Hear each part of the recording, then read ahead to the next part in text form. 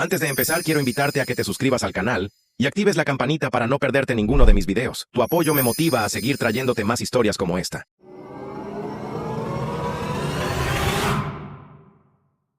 Tenía 19 años la primera vez que me di cuenta de que mi futuro no me pertenecía, le pertenecía a mi hermano. Mi nombre es Drew, y en ese momento no tenía mucho a mi nombre excepto una laptop HP medio muerta con la pantalla agrietada, un par de auriculares con cancelación de ruido que conseguí de segunda mano y un cerebro que no podía dejar de pensar en código desde que tenía 12 años.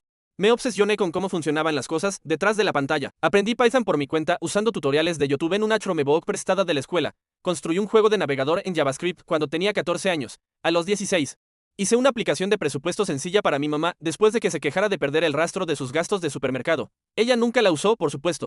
Pero eso no me importó, no lo hacía por los aplausos, lo hacía porque no podía no hacerlo. Mis padres nunca entendieron realmente nada de eso. Mi papá, Harold, era un soldador que creía en el trabajo real, del tipo que te hace doler la espalda y te deja callos en las manos. Y mi mamá, Diane, venía de una larga línea de personas que pensaban que las computadoras eran solo una fase. Como las mechas platinadas o los Beanie Babies, el tipo de personas que dicen cosas como necesitas una habilidad real mientras luchan por usar la impresora. Aún así, pensé que cuando las aceptaciones de la universidad empezaran a llegar, verían que no era solo un niño tecleando en la oscuridad. Pensé que tal vez, solo tal vez, me tomarían en serio. Me equivoqué cuando entré en 2 universidades estatales sólidas para ciencias de la computación. Fui a verlos con las cartas en mis manos y esta sonrisa tonta y esperanzada en mi rostro. Pensé que estarían orgullosos. En cambio, mi mamá ni siquiera levantó la vista de su teléfono. Eso está bien, cariño, pero ¿has pensado en un colegio comunitario? Dijo como si acabara de decirle que recibí un cupón por correo. Mi papá solo preguntó si las escuelas también enseñaban plomería. Por si acaso. Pero el verdadero golpe en los dientes llegó unas semanas después cuando me senté con ellos para hablar sobre la matrícula. Sabía que no teníamos mucho dinero, pero me habían ofrecido algunas becas y yo estaba listo para esforzarme, trabajo de medio tiempo, vivienda en el campus. Todo lo que necesitaba era su ayuda para confirmar un pequeño préstamo. Fue entonces cuando mi mamá me lanzó esa mirada. Ya sabes cuál, cabeza inclinada, labios fruncidos. Voz suave como si estuviera dando malas noticias. Sé realista, Drew, dijo. Tu hermano necesita esa matrícula más que tú. De hecho, me reí al principio, pensé que estaba bromeando. Pero su cara no cambió, ni la de mi papá. Solo me miraron como si yo debiera haberlo sabido. Mi hermano Eric tenía 23 años en ese momento. Ya había abandonado 2 programas diferentes, negocios, luego hotelería, y pasaba la mayor parte de sus días trasteando con esquemas de enriquecimiento rápido que nunca funcionaban. Una semana era revender zapatillas, la siguiente era cripto. Luego un imperio de dropshipping. Cada vez que algo fallaba, mis padres lo descartaban como una experiencia de aprendizaje. Su está encontrando a sí mismo, decían, solo necesita un poco más de apoyo, aparentemente. Ese apoyo era ahora mi futuro. ¿Entonces qué? Pregunté, tratando de mantener mi voz calmada. Le están dando mi fondo para la universidad a él. Aunque ni siquiera está estudiando. Mi papá se encogió de hombros. Es tu hermano mayor. Está pasando por una mala racha. Tú encontrarás otra manera. Tú eres el inteligente, ¿recuerdas? Esa noche, me senté en mi habitación, mirando al techo, tratando de darle sentido a todo. Ya ni siquiera se trataba del dinero. Se trataba de lo que veían cuando me miraban. No una persona con ambición o talento, solo un plan de respaldo, un repuesto. El dependiente que no necesitaba ayuda porque lo resolvería. Empaqué mis cosas a la mañana siguiente. Mi mamá lloró. Mi papá me ofreció $100 y dijo, volverás cuando el mundo real te golpee. No acepté el dinero. En cambio retiré $300 del trabajo de verano que había estado haciendo en un café local, metí mi laptop agrietada en una mochila y tomé un autobús de 2 horas hasta el garaje de un amigo en un pequeño pueblo cerca de la ciudad. Él me dejó quedarme allí unas semanas mientras resolvía las cosas. Olía a aceite de motor y pizza fría, pero era libertad. Trabajé a tiempo parcial en una tienda de reparación de computadoras, arreglé placas base viejas, instalé memoria RAM y me enseñé a mí mismo desarrollo frontend por las noches. Estaba agotado, quebrado y comiendo más ramen de lo que cualquier humano debería. Pero estaba construyendo algo y nadie podía quitármelo. No llamé a casa. Ellos tampoco me llamaron. De vez en cuando me enteraba por mi prima que Eric había comenzado algún nuevo negocio como un casino en línea que fue marcado por fraude a los 2 meses o una marca de bienestar que eran solo vitaminas de la tienda de $1 reempaquetadas. Cada vez esperaba una llamada, algún reconocimiento de que habían apostado por el caballo equivocado, pero nunca llegó nada. Apostaron doble por él y yo era el fantasma de la familia ahora. Luego una noche unos 5 años después estaba sentado en el apartamento que finalmente podía costear, pequeño, limpio, tranquilo, con una configuración de monitor dual que habría hecho llorar de alegría. Mi yo de 16 años, cuando escuché un golpe en la puerta. No esperaba a nadie. La abrí y allí estaban mis padres, parados torpemente en el pasillo, sosteniendo un recipiente de Tupperware con lasaña casera como si fuera una ofrenda de paz. Y detrás de ellos, con aspecto tímido pero no del todo arrepentido, estaba Eric. Ese fue el momento en que supe que algo pasaba. No me habían visto en 5 años, no habían llamado, no habían enviado mensajes, ni siquiera habían reaccionado a mis publicaciones de cumpleaños en Facebook. Y ahora estaban aquí con lasaña. Los dejé entrar. No debía hacerlo, pero lo hice. La tensión era espesa, como entrar en una cena donde alguien acababa de terminar de gritar. Mi mamá me dio una sonrisa forzada extraña y dijo, ¿te ha ido bien, Drew? Mi papá solo asintió y murmuró algo sobre que el lugar se veía bien. Pero Eric no me miraba a los ojos. Les ofrecí agua. Nos sentamos. Fue entonces cuando finalmente lo dijeron. Necesitaban $120,000. No fue un error tipográfico, no fue una broma. Eric aparentemente había pasado por una mala racha otra vez, algo sobre un inversor. Algún tipo de aplicación fallida, tal vez un préstamo con intereses ridículos. Los detalles eran confusos, y cada vez que pedía una aclaración, mi mamá solo agitaba la mano diciendo, es complicado. Lo que estaba claro era que el negocio había colapsado estrepitosamente y Eric no solo enfrentaba demandas, sino que también estaba obligado a devolver más dinero del que cualquiera de ellos podía imaginar. Así que acudimos a ti, dijo mi papá, cambiando su tono a esa voz que usaba cuando yo tenía 12 años y dejaba la luz del garaje encendida. Estás en tecnología ahora, te va genial. Pensamos que podrías ayudar a tu hermano a salir de un aprieto. No respondí de inmediato, solo los miré. Estas personas que una vez me dijeron que fuera realista, que se rindieron conmigo sin pensarlo dos veces, que ni siquiera preguntaron si estaba bien todos estos años, y ahora querían 6 cifras. Fue entonces cuando Eric finalmente habló. Dijo algo tan ridículo, tan descarado, que casi me olvido de respirar. Y justo ahí es donde todo empezó a cambiar. Donde la parte de mí que había pasado 5 años aferrada a la contención y al perdón finalmente se rompió. Eric ni siquiera me miró cuando habló, mantuvo la vista baja, pellizcando la costura deshilachada de sus jeans como un niño esperando ser regañado. Y luego, con un suspiro tan ensayado que casi sonaba aburrido, dijo, mira, sé que he cometido errores, pero no estaría en esta situación si hubiera tenido el mismo apoyo que tú recibiste. Pestañeé, mi boca se abrió un poco, por un segundo. Pensé que tal vez lo había escuchado mal. ¿El mismo apoyo? Repetí. Él miró hacia arriba finalmente, y nunca olvidaré la expresión que tenía, esa extraña mezcla de autocompasión y derecho. Como si realmente creyera que lo habían estafado de algo que era legítimamente suyo. Sí, dijo, tú simplemente pudiste irte y hacer lo tuyo. Sin presión. Sin nadie respirándote en el cuello. Tuviste tiempo para encontrarte a ti mismo. Yo nunca tuve eso. Siempre se esperaba que yo tuviera éxito. Me afectó la cabeza, hombre. Solté una risa corta y seca. Ni siquiera era divertido. Era ese tipo de risa de incredulidad mezclada que no puedes reprimir. Cuando alguien dice algo tan al revés que no puedes procesarlo en silencio. Tuviste todo servido en bandeja. Estallé, ellos pagaron tus 2 primeras universidades, confirmaron tu auto, cubrieron tu alquiler 2 veces cuando no podías pagarlo, pagaron ese tonto retiro motivacional en Arizona, ¿recuerdas? Eso, el del coach de vida que te dijo que tu energía no estaba alineada con tu destino. Yo estaba comiendo fideos instantáneos en un garaje mientras tú tomabas agua de coco en un jacuzzi tratando de manifestar el éxito. No me hables de apoyo. Mi mamá chasqueó la lengua de esa manera decepcionada, como si yo fuera el grosero ahora, Drew. Eso no es justo. Eric ha tenido un viaje difícil. No necesitas echárselo en cara. No, dije poniéndome de pie, lo que no es justo es que me dijeran que mi futuro no importaba porque él necesitaba mi matrícula. Lo que no es justo es ser tratado como una red de seguridad. Como el plan de respaldo por si Eric fallaba de nuevo, lo cual, sorpresa, hizo de nuevo. Eric se cruzó de brazos y murmuró, no tienes que ser un imbécil al respecto. Me volví hacia él, ¿crees que te debo algo después de todos estos años? ¿Crees que he estado relajado todo este tiempo, viviendo el sueño? No tenía hogar. Eric dormía en un garaje durante 4 meses. Trabajé turnos de 12 horas reparando computadoras por el salario mínimo solo para poder pagar una Chromebook usada y un plan de internet. Me enseñé a programar desde cero. Construí un portafolio de la nada. Trabajé como freelance para personas que pagaban con tarjetas de regalo hasta que conseguí mi primer trabajo real. Tú tuviste padres financiando tus fracasos mientras que yo tuve que tratar los míos.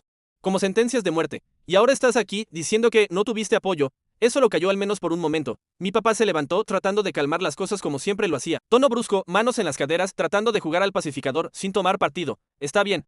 Es suficiente. No vinimos aquí a pelear. Solo necesitamos ayuda. Eso es todo. Somos familia. Familia. Esa palabra sonó diferente viniendo de él. Se sintió hueca, actuada. Un guión que había usado demasiadas veces sin sentirlo nunca. Gracioso, dije, no recuerdo que fuéramos familia cuando dormía con una sudadera porque no podía pagar la calefacción. No recuerdo que fuéramos familia cuando me dijiste que fuera realista y le entregaste mi futuro a Eric como si fuera cambio suelto. La voz de mi mamá se volvió más tensa, más defensiva. Estábamos tratando de mantener a la familia unida. Tú siempre actuaste como si no nos necesitaras. No querían necesitarlos, dije en voz baja. Nos quedamos en silencio por un rato. El aire estaba cargado de todo lo que no se dijo. Arrepentimientos, culpas, expectativas rotas. Y luego mi mamá, claramente desesperada por cambiar el rumbo emocional, puso su mano suavemente en mi brazo y dijo, Drew, no estamos pidiendo un regalo, es un préstamo. Sabemos que te va bien ahora, tienes tu propio negocio, ¿verdad? Puedes permitírtelo. No fue el dinero lo que me rompió, fue la naturalidad, la suposición de que mi éxito existía para ellos, que todo por lo que había sangrado cada noche sin dormir. Cada invierno amargo que pasé temblando frente a un calentador eléctrico era solo un recurso que podían explotar cuando Eric se hundiera en otro agujero. Fue entonces cuando me di cuenta de que, no. Me veían como una persona, realmente no, yo era una red de seguridad, un recurso, el plan B, y lo peor de todo, ni siquiera parecían avergonzados de ello. No grité, no los eché, solo me quedé allí mirándolos y dije, tienen que irse. Mi mamá me miró herida, como si la hubiera abofeteado, Drew, ahora. Dije con más fuerza, antes de que diga algo de lo que no me retracte. Mi papá murmuró algo sobre ser desagradecido en voz baja. Eric solo parecía aturdido, como si fuera la primera vez en su vida que le decían que no y no supiera cómo procesarlo. Se fueron. Sin abrazos, sin despedidas, solo el sonido de la puerta principal cerrándose, seguido por el eco de los pasos alejándose en el pasillo. Me quedé allí en silencio, con la lasaña todavía sobre la mesa, intacta, Pero eso no fue el final. 2 días después, recibí una llamada de mi tía Marlene, la hermana de mi mamá. Es la única pariente que se preocupó por mí después de que me fui de casa. No había hablado con ella en meses, pero me llamó en pánico. Drew, dijo.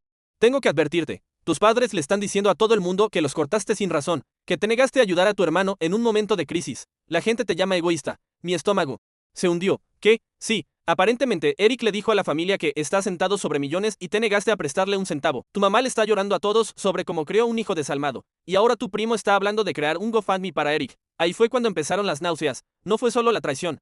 Fue la campaña de desprestigio, la tergiversación de la historia para hacerme el villano otra vez. Era la secundaria de nuevo, donde Eric estrelló mi bicicleta y les dijo a mis padres que yo había olvidado ponerle candado y me castigaron un mes, solo que ahora lo que estaba en juego era más importante. Mi nombre estaba siendo arrastrado por el barro por personas que no me habían hablado en años. Pensé que eso era lo peor que podía pasar.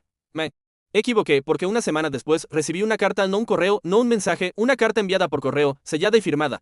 Era de un abogado. Mis padres amenazaban con demandarme por daños emocionales. No te miento, daños emocionales. Afirmaban que mi negativa a ayudar le había causado a Eric tal angustia que ahora sufría un malestar mental significativo y daño a su reputación, y que buscaban una restitución por el bien de la unidad familiar. Era absurdo, pero también era real. Tuve que contratar a un abogado, pagar honorarios, asistir a consultas explicando que no les debía nada, que no había base legal para su caso. Nunca llegó a los tribunales.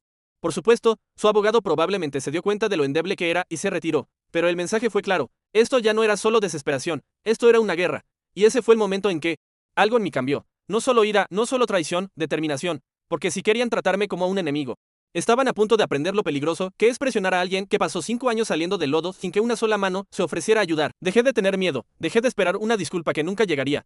Comencé a mirar todo lo que había construido, no solo la empresa, sino las conexiones, la influencia, el respeto silencioso que me había ganado en la comunidad tecnológica, y me di cuenta de que tenía más poder del que ellos jamás me reconocieron. Ahí fue cuando el plan empezó a formarse, y déjame decirte, no tenía ni idea de lo que se les venía encima. No dormí la noche que llegó la carta, no porque tuviera miedo de una demanda falsa, no lo tenía. El sistema legal no estaba de su lado y yo lo sabía, pero aún así me afectó. El papel temblaba en mis manos, aunque no tenía frío. No era miedo, realmente no. Era algo más profundo, algo hueco. Darme cuenta de que me había esforzado tanto por convertirme en alguien a quien respetaran, alguien a quien vieran, y todo lo que había ganado era una amenaza por escrito. Esa noche miré el techo de mi habitación y pensé en el niño que solía ser, el que estaba sentado con las piernas cruzadas en el garaje, enseñándose a sí mismo cómo construir un juego donde gatos perseguían las seres, el que alguna vez creyó que, si trabajabas lo suficientemente duro, te ganarías el orgullo de tu familia. Resulta que lo único que me gané fue un blanco en mi espalda, en el momento en que demostré que podía mantenerme en pie sin ellos.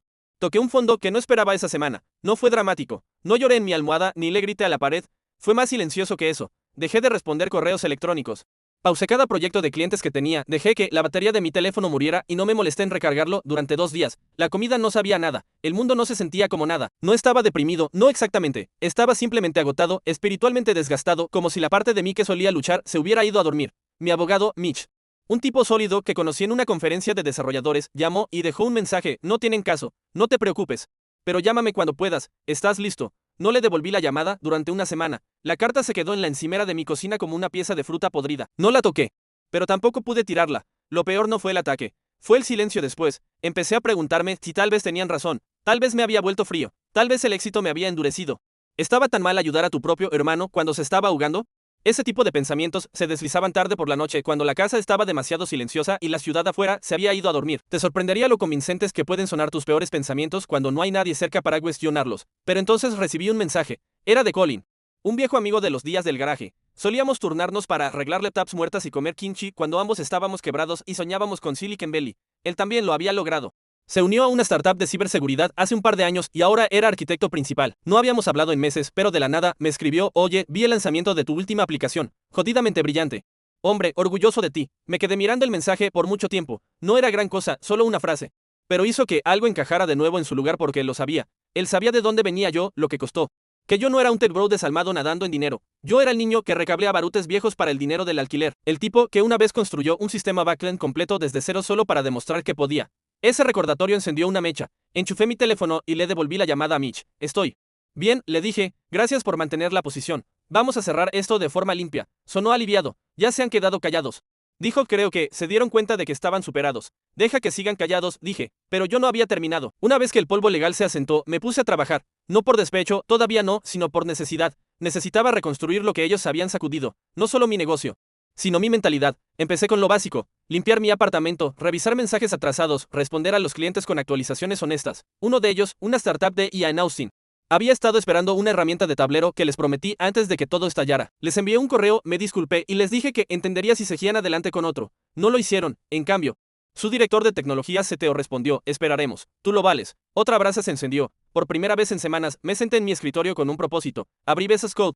Ajusté la altura de mi monitor, me troné los nudillos. Saqué la demanda de mi mente y me sumergí en el código como si fuera un salvavidas. 4 días después, la herramienta de tablero estaba terminada y mejor de lo que esperaba. El CTO me llamó y dijo: esta es la mejor experiencia de usuario UX que hemos tenido. Si estás abierto a ello, queremos traerte para algo más grande. Nivel de socio equity. Y así de fácil. Estaba de vuelta, pero ya no se trataba del dinero. Tenía suficiente. No necesitaba perseguir 6 cifras cada trimestre, ni conseguir un cliente nuevo cada semana. Lo que necesitaba era reclamar algo. Mi voz, mi dirección, mi autoestima. Así que hice algo que nunca había hecho antes. Empecé a escribir, no código. Palabras. Abrí un documento en blanco y empecé a anotar todo en un diario. No para un blog, no para las redes sociales, solo para mí. Escribí sobre los días del garaje, el ramen barato. Las noches que me quedaba dormido viendo tutoriales de Stack Overflow, las veces que casi me rendí. Escribí sobre la forma en que mi mamá solía decir que las computadoras no pagan las facturas. Y como Eric una vez se burló de mis proyectos llamándolos cosas de nets. La escritura no era perfecta, ni siquiera era buena, pero era verdad, y me recordó que mi historia no era algo de lo que avergonzarse, era combustible, era la prueba de que había construido algo de la nada, de que yo era algo. Entonces sucedió algo extraño. Una de las startups con las que trabajaba, una plataforma de salud mental, me preguntó si estaría dispuesto a escribir una publicación invitada para su blog de fundadores sobre la resiliencia en el espacio tecnológico. Dije que no al principio, yo no era un escritor, era un constructor. Pero luego pensé en lo que Colin había dicho sobre estar orgulloso, así que dije que sí. Escribí sobre el garaje, sobre que me dijeran que estaba perdiendo el tiempo, sobre los $300 y la laptop agrietada, sobre enseñarme a mí mismo a programar bajo la luz de la luna y por pura desesperación. No mencioné nombres de mi familia, pero tampoco los protegí. Dije la verdad. La publicación se publicó 3 semanas después. Explotó. Miles de visitas, comentarios de desarrolladores jóvenes que se veían a sí mismos en mi historia, correos de personas que decían: pensé que estaba solo. Un mensaje vino de una chica en Idaho que dijo que vivía en su auto tratando de aprender a programar en un teléfono con la pantalla rota. Escribió: tu historia me hizo creer que yo también puedo lograrlo. Gracias. Me quedé con eso por mucho tiempo. Ese fue el momento en que me di cuenta de que ya no necesitaba la aprobación de mis padres. Ni siquiera la quería porque tenía algo mejor: impacto. Mi historia importaba a personas que realmente se preocupaban, que realmente escuchaban, que me veían. Y ese fue el ascenso. No vino con confeti. No hubo un gran momento de lo logré con champán y fuegos artificiales. Fue más silencioso que eso. Fue despertarse y no sentir vergüenza de ser ambicioso. Fue pasar por delante de mi antigua tienda de reparaciones y sonreír en lugar de sentir vergüenza. Fue decir no a un gran contrato porque ya no necesitaba demostrar nada. Fue paz, pero la caída. Esa parte aún no terminaba, porque incluso mientras me reconstruía, sabía que algo seguía colgando en el aire como una nube de tormenta en el horizonte. Mis padres se habían quedado callados, seguro. Pero el silencio no era seguridad, era solo el sonido de algo que se estaba gestando, y finalmente estaba listo para enfrentarlo, porque cuando la tormenta llegara de nuevo, no iba a correr, iba a pararme en el centro de ella y dejar que lo intentara, y cuando pasara, no quedaría nada de la vieja historia, solo la verdad, solo yo, pero la preparación para eso, el plan que puse en marcha después. Eso fue lo que lo cambió todo. Comenzó con un correo electrónico, no uno amenazante, ni de un abogado, solo un mensaje simple que decía: hola, Drew, mucho tiempo sin hablar, escuché que estás haciendo cosas geniales, me encantaría reconectar, quizás tomar un café. Estaba firmado por Tiffany, seguido de una carita sonriente. Tiffany era mi prima, más específicamente, la prima favorita de Eric, la que solía decirme que me relajara cada vez que Eric me insultaba en eventos familiares, la que una vez se rió cuando Eric cambió la contraseña de mi laptop como una broma la noche antes de mi entrevista de ingreso a la universidad. No había hablado con ella en casi 6 años. Me quedé mirando el correo durante mucho tiempo antes de cerrar mi laptop. Algo se estaba moviendo. El momento era demasiado perfecto. La demanda se había esfumado hace apenas un mes. La publicación del blog se había vuelto viral. Mi trabajo freelance se había duplicado. Y acababa de ser invitado a hablar en un panel de tecnología para desarrolladores emergentes. Por primera vez en mi vida tenía influencia, estatus, red de contactos, dinero y una historia que a la gente realmente le importaba. Entonces, ¿por qué Tiffany intentaba tomar un café? No respondí. En cambio, me senté y empecé a trazar las cosas en papel, a la antigüe. Dibujé una línea de tiempo de todo lo que había sucedido desde que me fui de casa: la traición, el garaje, la reconstrucción, la demanda, y ahora esto, el contacto. Las mismas personas que me desecharon estaban empezando a rondar de nuevo. ¿Por qué? Porque la historia se había invertido. Ya no era el nerd tecnológico que abandonó los estudios con un sueño imposible. Era un fundador, un constructor, un nombre, no una celebridad, todavía no. Pero era visible, y en su mundo, la visibilidad significaba oportunidad y dinero. Fue entonces cuando decidí que no solo iba a seguir adelante, iba a atravesar el problema, no por ira, ni siquiera por justicia, sino por claridad, por cada niño que fue el plan de respaldo en su familia, por cada hermano que fue sacrificado en el altar del hijo dorado, por mí. Iba a mostrarles lo que desperdiciaron, y me iba a asegurar de que no pudieran reescribir la historia esta vez. Lo primero que hice fue decir sí al panel de tecnología. Estaba programado para finales de octubre, a 4 meses de distancia. Eso me dio tiempo para construir algo grande, algo que aterrizara con suficiente fuerza como para crear olas. El tipo de cosa que no puede ser ignorada o minimizada. Así que reabrí el proyecto que había archivado hace 2 años, una plataforma para desarrolladores freelance construida por freelances, sin rellenos, sin tonterías corporativas, solo herramientas crudas y honestas, plantillas de contratos seguras, protección de pagos, exhibición de portafolios y una comunidad que no se alimentara de votos positivos o prestigio falso. Lo había esbozado durante una mala racha en el tercer año.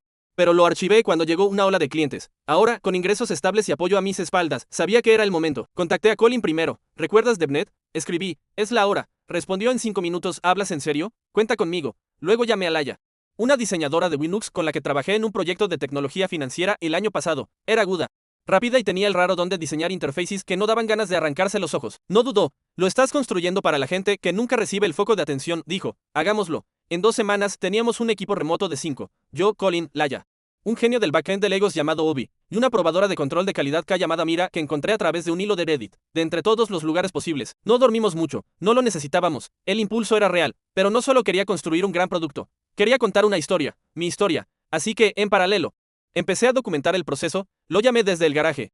Una serie de videos detrás de escena que mostraba cómo se construyó DevNet desde cero por 5 personas que habían sido pasadas por alto de alguna manera. Sin drama, sin viralidad forzada, solo personas reales resolviendo problemas reales. El primer episodio tuvo 10.000 visitas, el segundo 40.000. Luego alguien en LinkedIn lo compartió con una cita. Esto es lo que solía hacer la tecnología. Constructores construyendo. Los comentarios llovieron de estudiantes, freelances y desarrolladores agotados que decían que finalmente se sentían vistos. Todavía no había dicho nada sobre mi familia, pero sabía que estaban observando. Tiffany volvió a enviar un correo. Esta vez fue más directa. Tus padres vieron tu video. Han estado preguntando por ti. Eric dijo que está dispuesto a disculparse. Quizás todos podamos cenar.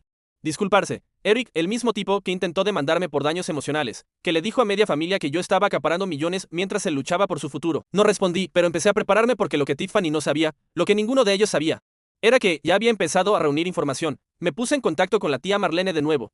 Ella siempre había sido la única que no me trataba como una decepción. Le pregunté si había oído algo más sobre la situación de Eric. Así fue. Aparentemente, el lío de los $120,000 era mucho más grande de lo que imaginaba. No era solo deuda. Eric había estafado a un inversor. Había propuesto una moneda criptográfica falsa, obtenido financiación bajo falsos pretextos y ahora estaba siendo investigado. Había usado la casa de nuestros padres como garantía para un préstamo privado para cubrir las pérdidas sin decirles toda la verdad. Y ahora el banco estaba acechando. Por eso querían cenar. Por eso querían la paz. No porque me extrañaran, sino porque me necesitaban. Así que les di lo que querían. Acepté reunirme. Programamos la cena en un restaurante italiano de gama media cerca del suburbio donde vivían, una zona neutral, lo suficientemente pública para evitar una escena. Me puse una camisa oscura sencilla y jeans, limpio, seguro, sin ostentación, que vieran el éxito sin el espectáculo. Llegué a tiempo. Ellos ya estaban allí. Mi mamá se levantó y me abrazó como si no hubiéramos pasado 5 años fingiendo que el otro no existía. Mi papá sintió como si fuéramos viejos compañeros de póker poniéndose al día tras un largo descanso. Eric me dio el tipo de media sonrisa que le das a alguien a quien le debes todo pero no puedes admitirlo. No devolví el abrazo. Solo me senté. Hablamos trivialidades. Mi mamá me preguntó si todavía seguía con las computadoras. Mi papá preguntó si mi auto tenía uno de esos tableros de Tesla. Eric evitó el contacto visual hasta que llegaron las bebidas. Luego, finalmente, lo dijo. Metí la pata. Me quedé callado. Solo pensé que podría construir algo rápido. Continuó. Tú hiciste que pareciera fácil. Pensé que si presionaba lo suficiente, algo funcionaría. Robaste, dije tajantemente. Mentiste. Él se estremeció. Lo sé, y lo siento. Mi mamá buscó mi mano. No sabíamos todo hasta hace poco. Él nos mantuvo en la oscuridad. Solo. Pensamos que tal vez si estuvieras dispuesto a ayudar. Y ahí estaba, la petición. No respondí. Solo bebí un sorbo de agua. Luego metí la mano en el bolsillo de mi abrigo y saqué un pequeño sobre blanco. Los ojos de mi mamá se agrandaron. ¿Qué es eso? Lo deslicé por la mesa. Eric lo abrió. Adentro había un solo trozo de papel, una captura de pantalla de la miniatura del video, desde el garaje con el subtítulo No salvamos a quienes nos desecharon. Construimos sin ellos. Y debajo, en letras negritas, ya ayudé, solo que no a ti. No lo entendieron al principio. Luego Eric levantó la vista con la mandíbula tensa. ¿Crees que eres mejor que nosotros ahora? No. Dije, sé que lo soy. Los ojos de mi mamá se llenaron de lágrimas. Mi papá murmuró algo sobre el orgullo. Eric se levantó y soltó el sobre como si le quemara. Esto no ha terminado, pero sí había terminado. Ellos simplemente no lo sabían todavía porque me quedaba un último movimiento por hacer. Y créeme, ese fue el verdadero jaque mate. Dicen que la venganza es un plato que se sirve frío. Pero yo no la quería fría, la quería calculada, quirúrgica, no para destruirlos, sino para mostrarles sin una sola duda lo que perdieron cuando me apartaron, cuando apostaron todo por Eric y me trataron como el plan de respaldo. No necesité gritar, no necesité humillarlos públicamente, solo necesité presionar los puntos de presión correctos en el momento adecuado, y así, Empecé con lo único que siempre subestimaron, la información. Después de esa cena incómoda, fui a casa, entré en mi carpeta de investigación privada y abrí lo que había estado construyendo silenciosamente durante semanas. Una colección de recibos, no literales, sino digitales, capturas de pantalla, correos electrónicos, registros públicos. Comenzó con el proyecto cripto falso de Eric, NeoCoinX. Un sitio llamativo lleno de palabras de moda que había montado con una plantilla de Wix llena de promesas y bombo publicitario, pero absolutamente ningún libro blanco white paper o documentación técnica, el tipo de estafa que podías oler a 2 clics de distancia. Pero tenía inversores, algunos menores, uno importante. Un inversor ángel de nivel medio de Chicago llamado Alan Cross, que había invertido $80,000 en la propuesta de Eric después de que le mostraran cifras de ingresos tempranos falsificadas. Confirmé eso a través de una presentación para inversores, pitch deck que Eric había subido a un sitio privado para compartir archivos, el cual había enlazado accidentalmente en su página de LinkedIn ahora difunta. Descuidado, típico, podría haber ido directamente a Alan, enviado las pruebas y hacerlo estallar todo. Pero eso lo habría hecho personal. Quería que se sintiera inevitable. Así que, en su lugar, usé DevNet. En ese momento, la plataforma estaba a semanas de lanzamiento. Nuestra beta cerrada ya había alcanzado los 5.000 usuarios, desarrolladores, diseñadores, probadores de K. Incluso gerentes de proyecto. Teníamos una lista de espera de personas listas para dejar Upwork y Fiverr como peso muerto. Nuestro lanzamiento suave estaba programado para la misma semana que el panel de tecnología en el que me habían invitado a hablar, y me aseguré de que fuera la ruina de Eric. Así es como lo hice. Publiqué una nueva entrada en el blog como parte de nuestra campaña de lanzamiento, Historias desde el subsuelo. Cada publicación presentaba un viaje freelance real, personas que habían sido quemadas por el sistema y surgieron de él. Escribí la mía de forma anónima bajo el nombre Code Phoenix. Fue cruda, detallada y sin filtros. Lo expuse todo, como se me negó mi fondo universitario porque mi hermano lo necesitaba más, como me fui de casa con $300 y una laptop rota, como las mismas personas que me descartaron volvieron arrastrándose cuando mi éxito les resultó conveniente, y como el hijo dorado, después de años de quemar cada oportunidad, ahora había cometido fraude e intentaba arrastrarme con él. No mencioné nombres, pero sí enlaces, recibos, documentos públicos, páginas web archivadas, la presentación para inversores, una copia en caché del sitio de NeoCoinX, una captura de pantalla del GoFundMe que el amigo de Eric había lanzado bajo falsos pretextos. La publicación alcanzó las 100.000 visitas en las primeras 48 horas. Se compartió en Reddit, GG News, Twitter tecnológico. Incluso algunos canales de YouTube de nicho lo retomaron para comentarlo. Y entonces llegó el correo de Alan Cross. Asunto, ¿es esto sobre? No respondí de inmediato. Dejé que marinara. Luego, 3 días antes del panel de tecnología, le envié una respuesta educada. Alan, lo es. No puedo hablar directamente por razones legales, pero le recomiendo revisar la presentación que Eric Nolan le envió y compararla con el estado actual del proyecto. Creo que encontrará algunas inconsistencias que merecen su atención. Saludos. DN. Respondió en menos de una hora, gracias. El equipo legal se encarga. Pensé que ese sería el final, no esperaba lo que sucedió después. Llegó el evento del panel. Uno grande, transmitido en vivo, 15.000 espectadores. Organizado por una importante plataforma de freelances. Me asignaron el último lugar, lo que significaba que yo cerraba el espectáculo. Posicionamiento perfecto. Di el discurso de mi vida. No lo hice sobre la venganza. Lo hice sobre el valor, sobre el talento pasado por alto, sobre la gente que construye en silencio mientras los ruidosos se consumen. Hablé sobre la economía geek, sobre por qué nacieron plataformas como DevNet, porque demasiados constructores estaban siendo aplastados bajo el peso de sistemas rotos y promesas incumplidas. Y terminé con esto, a veces lo mejor que te puede pasar es que te subestimen, porque mientras ellos están ocupados apostando por alguien más ruidoso, tú obtienes el espacio para convertirte en alguien más fuerte. Y un día, cuando vengan a llamar a tu puerta, no por amor, sino por necesidad, te darás cuenta de que nunca te vieron realmente. Pero para entonces no importará porque ya habrás construido algo que ellos nunca podrán tocar. Ovación de pie. Para cuando bajé del escenario, mi teléfono estaba explotando. Alan había presentado una demanda. El grupo de inversores de NeoCoinX emitió una declaración pública. El sitio de Eric había sido dado de baja. Y luego, 2 días después comenzó el verdadero colapso. La casa de mis padres, la que Eric usó como garantía, fue embargada. Aparentemente, el banco había intentado contactarlos hace meses, pero Eric había estado interceptando los avisos. Cuando finalmente recibieron la carta oficial, fue como una granada. Me dejaron un mensaje de voz tras otro. Mi mamá llorando, mi papá gritando, Eric, suplicando. No respondí ni a uno solo. NeoCoinX, en cambio, publiqué una última entrada en el blog. Un adiós. Puedes amar a las personas y aún así alejarte de ellas. Puedes perdonar a alguien y aún así hacerlo responsable. No odio a mi familia, pero me amo más a mí mismo, y por eso he terminado. Cerré el blog al día siguiente. Dejé descansar la historia. DevNet se lanzó al público una semana después. Fuimos tendencia en Product Hunt. Colin me dio el abrazo de oso más grande de mi vida durante nuestra llamada de equipo por Zoom. Laia lloró. Obi dijo, te dije que esto sacudiría el sistema. Mira horneó un pastel y publicó una foto con del garaje a la gloria, escrito en glaseado azul, y yo seguí adelante, ascendí, compré un condominio cerca de la ciudad, empecé a ser mentor de desarrolladores jóvenes. Invertí en algunas pequeñas startups que me recordaban a mi yo más joven. Mantuve un perfil bajo, pero mi nombre ahora tenía peso. La industria me conocía no como el tipo tecnológico amargado con equipaje familiar, sino como el constructor, el luchador. El tipo que convirtió la traición en un plano arquitectónico. En cuanto a mis padres, aparentemente se mudaron con Tiffany, o tal vez fue con otro primo. No hice seguimiento, su GoFundMe desapareció silenciosamente. Ya nadie habla de Eric, Cambió su nombre en las redes sociales a Egg. Nolan intentó empezar un podcast sobre emprendimiento y mentalidad. No pasó de los 3 episodios. Me envió un mensaje directo una vez diciendo, realmente me destruiste. Hombre, no respondí porque yo no lo destruí. Él hizo eso solo. Todo lo que yo hice fue mostrarle al mundo quién era él realmente. Y en el momento en que vieron la verdad, se desmoronó como siempre lo hacía. La diferencia fue que esta vez yo no estaba allí para recoger los pedazos. Ya no era el plan de respaldo, yo era el plano arquitectónico. A veces, la mejor venganza no es lo que les haces a ellos, es lo que construyes sin ellos. La diferencia era que esta vez yo no estaba allí para limpiar su desastre. Ya no era el plan de respaldo, yo era el plano arquitectónico. Pero ser el plano arquitectónico significaba que otros intentarían construir sobre mis cimientos sin permiso. Unos meses después de que DevNet se consolidara, recibí una notificación en mi correo personal. No era de Tiffany, ni de mis padres. Era una alerta de Google sobre mi propio nombre vinculada a un nuevo dominio. Sentí un escalofrío. Entré al sitio y lo que vi me revolvió el estómago. Era un blog, pero no uno cualquiera. Era un espacio diseñado para parecer una extensión oficial de mi historia. Eric había recopilado fotos mías de niño, fotos del garaje que yo mismo había publicado, y las había mezclado con una narrativa retorcida. El título del primer post era «Cómo ayudé a mi hermano Drew a fundar DevNet». La verdadera historia detrás del éxito. Él no se rendía, estaba intentando capitalizar mi marca, vendiendo una mentoría falsa basada en mi éxito, alegando que él había sido el asesor estratégico en la sombra mientras yo estaba en el garaje. Incluso había puesto un botón de donaciones para apoyar a la familia que lo hizo posible. Colin me llamó a los 5 minutos. «Drew, ¿has visto esto?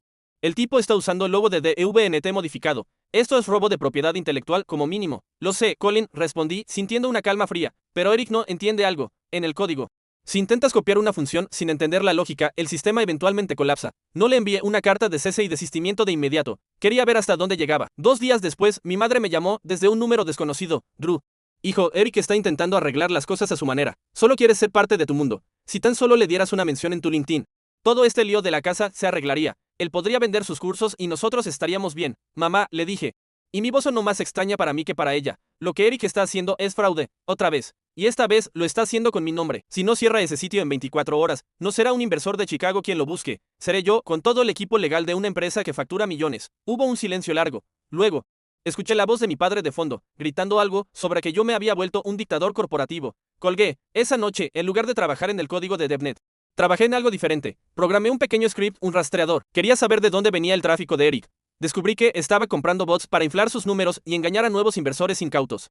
Usando mi cara como garantía, estaba repitiendo exactamente el mismo patrón que lo llevó a la ruina, pero esta vez yo era el cebo. Me di cuenta de que, mientras Eric tuviera acceso a mi narrativa, él siempre encontraría una forma de parásito. Así que hice lo único que un arquitecto hace cuando un edificio está contaminado: lo demuelo y construyo algo nuevo. Publiqué un hilo en Twitter y una entrada oficial en el blog de DevNet. No mencioné a Eric por su nombre de nuevo. Simplemente publiqué un manual de transparencia para fundadores. En él detallé cada paso de la creación de la empresa. Incluí los registros de propiedad intelectual desde el primer día en el garaje y, lo más importante, añadí una cláusula de cero afiliación familiar. Declaré públicamente que DevNet no tenía, ni tendría nunca, vínculos con ninguna otra entidad o individuo que afirmara ser parte de su origen. El sitio de Eric se volvió irrelevante en horas. Los inversores que estaba tratando de engañar vieron la declaración oficial y se retiraron. Pero el golpe final no fue tecnológico, fue humano. Una semana después, recibí un paquete en mi oficina. Era una caja vieja. Adentro estaba mi viejo Chromebook, el de la pantalla rota que mis padres me habían obligado a dejar cuando me echaron. Tenía una nota pegada de la tía Marlene. Ellos iban a tirarlo a la basura. Pensé que querrías tenerlo. Encendí la máquina. Aún funcionaba, apenas. La primera línea decía: no dejar que su ruido apague mi música. Me senté en mi silla ergonómica, en mi oficina con aire acondicionado, mirando esa pequeña pantalla amarillenta. Eric seguía intentando ser yo. Mis padres seguían intentando ser los dueños del yo que ellos imaginaban. Pero mientras yo tuviera esa Chromebook, recordaría que mi poder no venía de los millones, ni de la fama, sino de la capacidad de construir algo donde no había nada. Esa tarde, recibí un último mensaje de Eric: me has quitado todo, Drew. Ahora sí que no tenemos nada. ¿Estás feliz? No respondí. Bloqueé el número. Por fin entendí que la historia no se trataba de destruirlos a ellos, sino de dejar de ser el personaje de su guión. Me puse los auriculares. Abrí un nuevo archivo en VS Code y empecé a escribir. El código era limpio. El futuro era mío. Y esta vez no había ningún plan de respaldo. Solo el siguiente nivel.